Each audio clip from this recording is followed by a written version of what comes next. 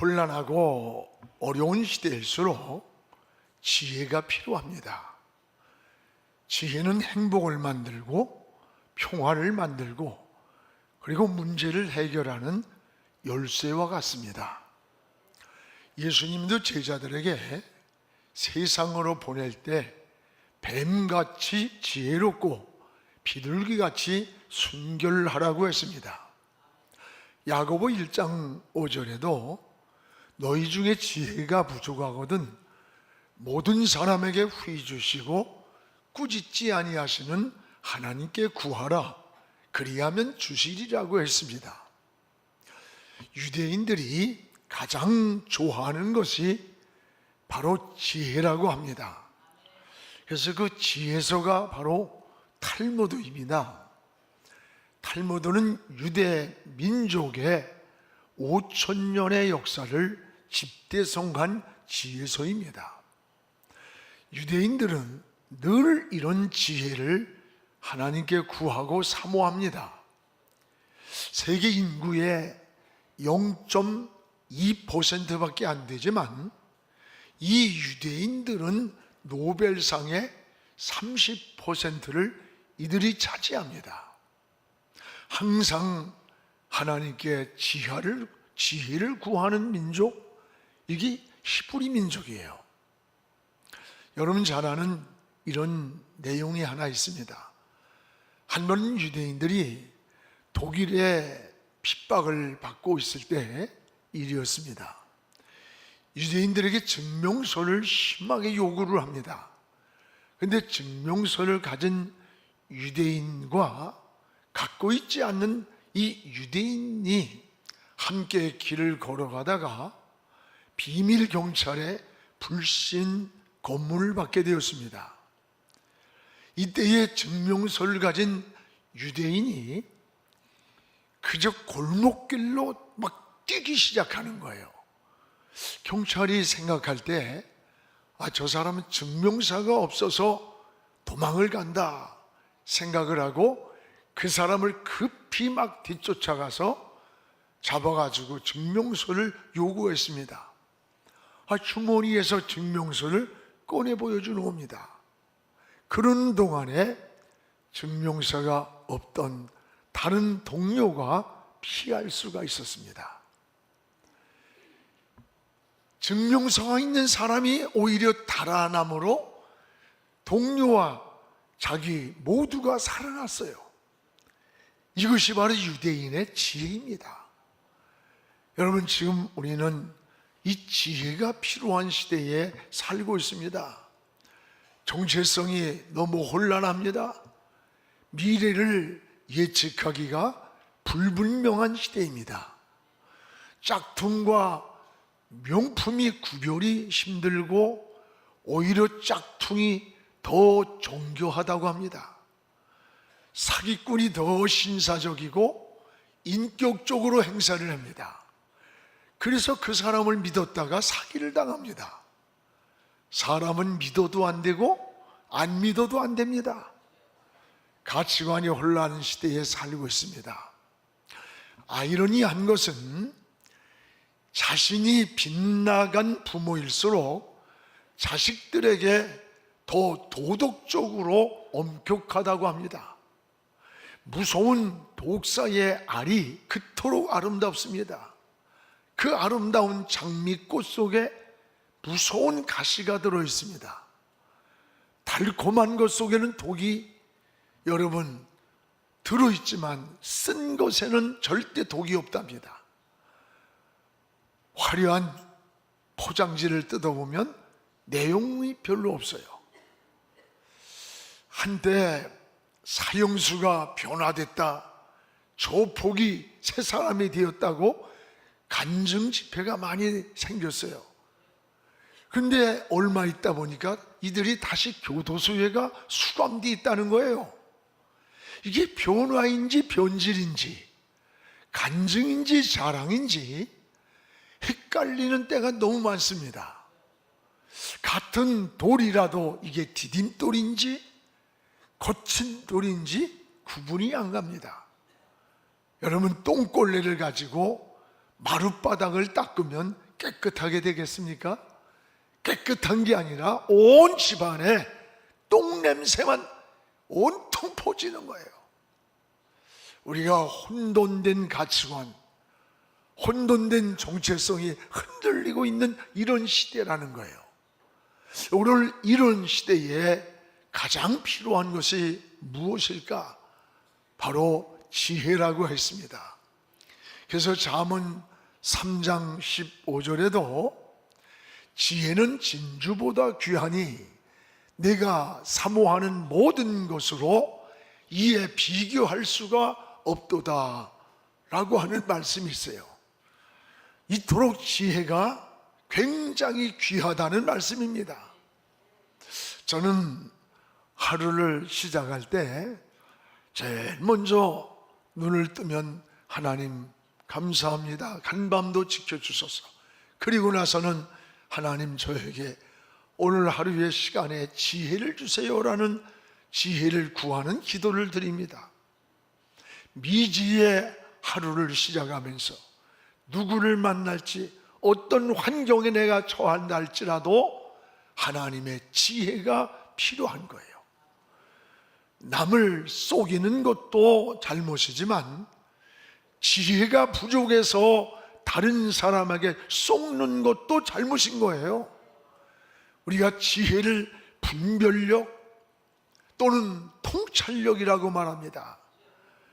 세상을 살아가면서 하나님의 뜻을 깨닫고 선택을 분명히 하게 분별하고 또 해야 할 일과 하지 말아야 할 일, 만나야 할 사람인지 사귀어야 할 사람인지 동업자인지 적인지 동지인지 알 수 없는 선택과 갈림길에서 우리에게 분별력과 통찰력이 필요하다는 거예요. 이것이 바로 하나님의 지혜인 것입니다. 세상에는 지식은 있는데 지혜가 없는 사람이 있고 또 지혜는 좀 부족한데 지식은 부족한데 아주 지혜로워서 삶의 관계가 풍요한 사람들이 있습니다. 여러분도 하나님의 지혜를 구하기를 주님의 이름으로 축복을 합니다.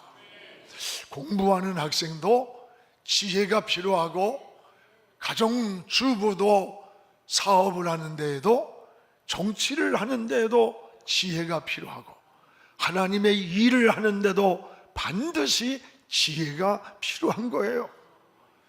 인생을 살아가는 모든 영역에서 가장 중요한 것이 무엇일까? 저는 하나님의 지혜라고 생각합니다.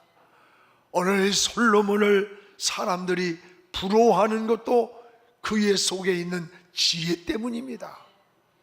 이 솔로몬의 지혜는 잠언 3천을 말했고 노래 1,005곡을 지었고 정치, 경제, 의학, 동식물학, 군사 전략에 이르기까지 모든 영역에서 솔로몬보다 지혜로운 자가 없었다고 하는 거예요.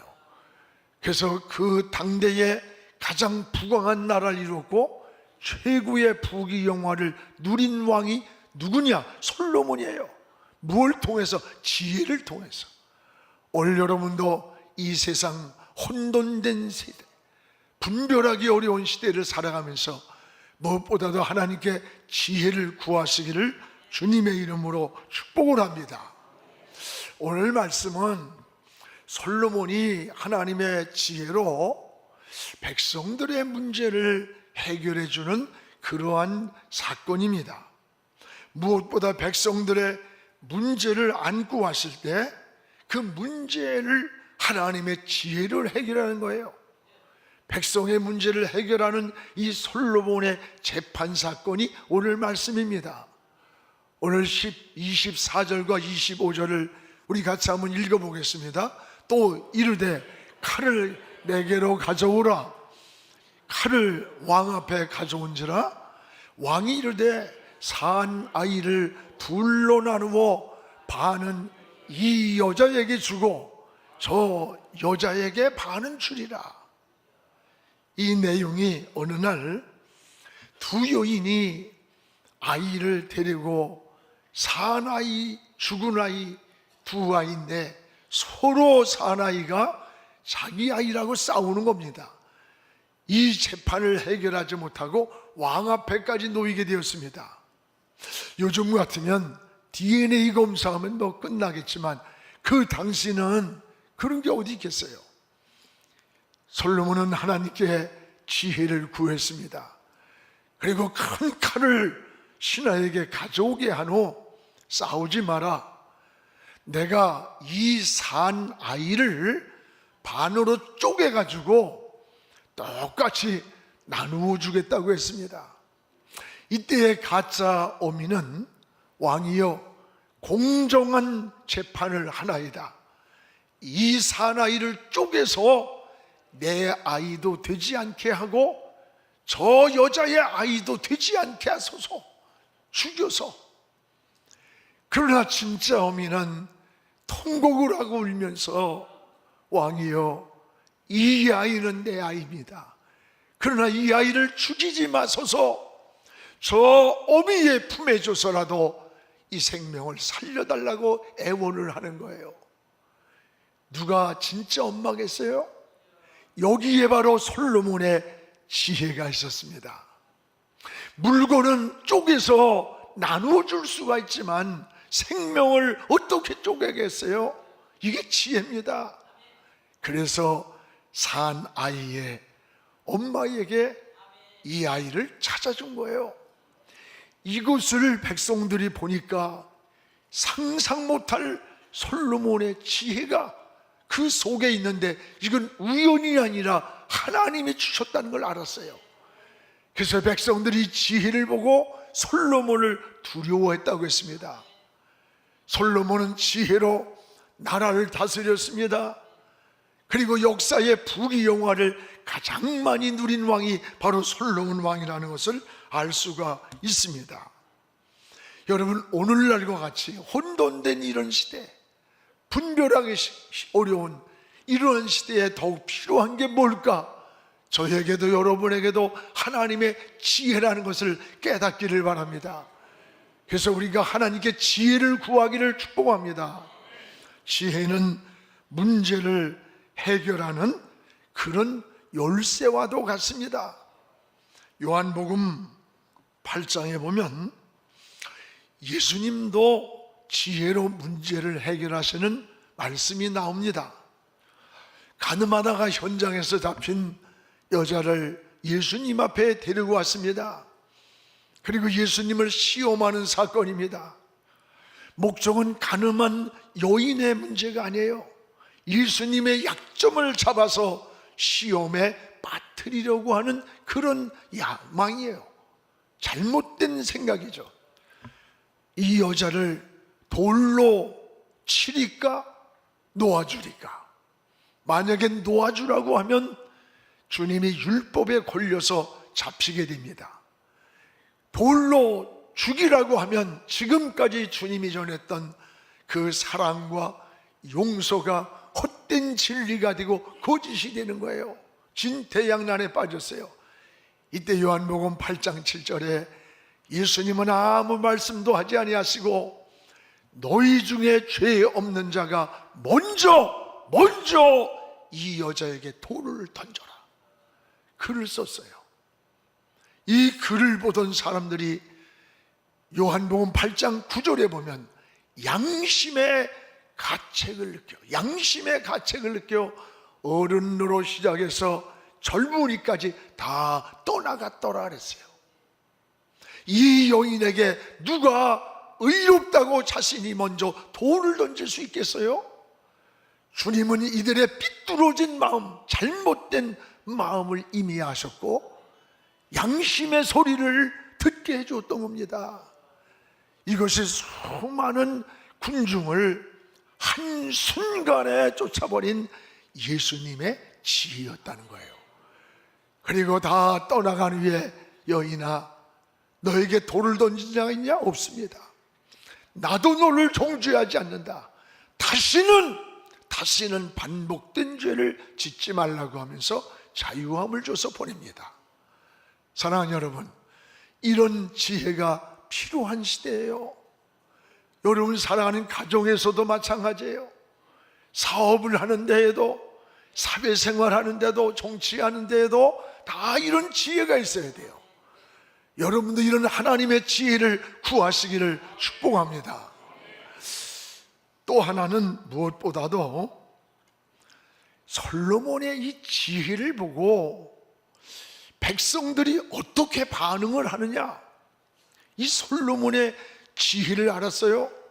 워낙 다윗이 하나님 앞에 훌륭한 왕이었고 업적을 많이 남겼는데 20살의 왕이 된 솔로몬을 인정하지 않는 거야. 그때 하나님이 솔로몬의 지혜를 통해서 하나님과 함께하는 왕, 하나님의 권위와 그의 능력을 인정하게 만드는 기회가 됐던 거예요. 오늘 28절을 우리가 한번 읽겠습니다. 온 이스라엘이 왕이 심리하여 판결함을 듣고 왕을 두려워하였으니 이는 하나님의 지혜가 그 속에 있어 판결함을 보았더라. 여기에 몇 가지가 나옵니다. 왕이 여기에 심히 판결함을 듣고 이 진짜 어머니를 찾아주는 이것을 보고 백성들이 왕을 두려워했다. 하나님의 지혜가 솔로몬 속에 있어가지고 판결하는 것을 그들이 보았다 그랬어요. 보았다. 여러분, 여기에 솔로몬의 왕권을 인정하고 신뢰하는 기회였습니다. 하나님의 지혜가 솔로몬 속에 있는 것을 보고 두려워했다는 말은 하나님이 함께하는 왕, 아, 하나님이 지금 함께하고 있구나, 백성들이 인정을 하고 솔로몬을 따르는 신뢰를 한다는 말씀이에요. 솔로몬과 하나님이 함께하심을 본 백성들은 솔로몬을 두려워했어요. 존경했어요. 하나님의 함께하심을 보았기 때문입니다. 오늘 그렇습니다. 하나님이 함께하는 사람은 지혜가 있습니다. 평안이 있습니다. 보호가 있고 하나님의 세미한 음성을 듣는 거예요. 여러분, 엘리 제사장도 듣지 못했던 하나님의 음성을 하나님과 동행한 어린 사무엘이 들었잖아요.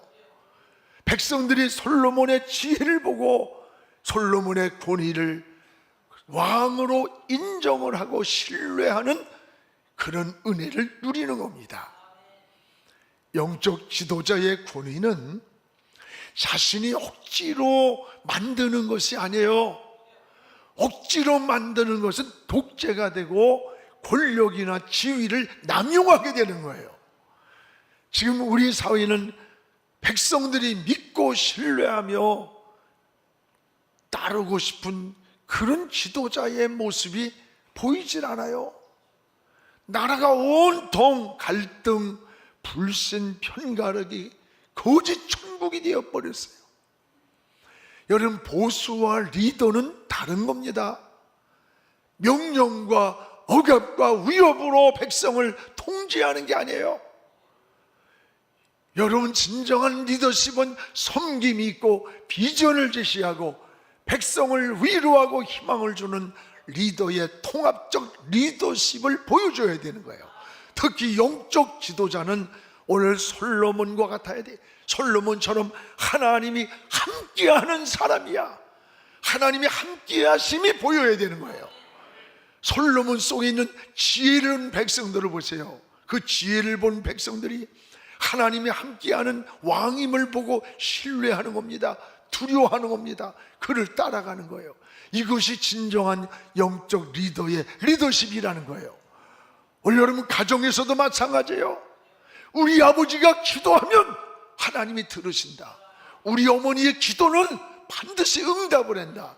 그래서 자녀들이 시험을 보러 가든지 직장을 가든지 무슨 일이 있을 때 엄마 아빠 나 기도해줘, 기도해줘.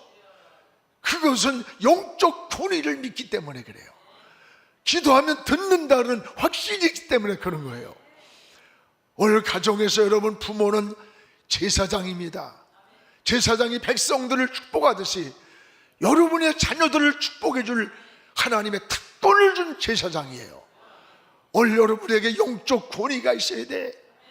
그래서 우리 어머니의 찬양, 우리 어머니, 우리 아버지의 기도, 우리 가정의 예배는 하나님이 흠양하는 거룩한 예배야. 하나님이 받으신다는 영적인 지도자의 리더십이 있어야 되는 거예요.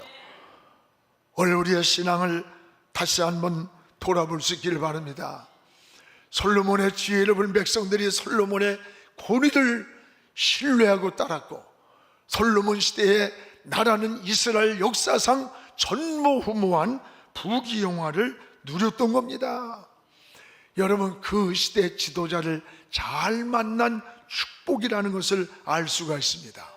그러면 이런 지혜를 솔로몬이 어떻게 얻었나? 이런 하나님의 지혜가 언제 솔로몬에게 임했나? 오늘 열왕기상 3장 9절에서 10절을 같이 한번 읽겠습니다. 누가 주의 이 많은 백성을 재판할 수 있사오리까? 듣는 마음을 종에게 주사 주의 백성을 재판하여 선악을 분별하게 하소서. 솔로몬이 이것을 구하매 그 말씀이 주의 마음에 든지라. 여러분, 언제입니까? 하나님께 구했다는 건 기도예요. 기도할 때 얻은 축복이었습니다. 3장에 일천번제를 솔로몬이 드렸습니다. 그리고 하나님께 기도할 때에 꿈 가운데 하나님이 나타나셨어요. 나타나신 하나님이 솔로몬에게 네가 무엇을 얻기를 원하느냐, 네 소원을 구하라고 했습니다.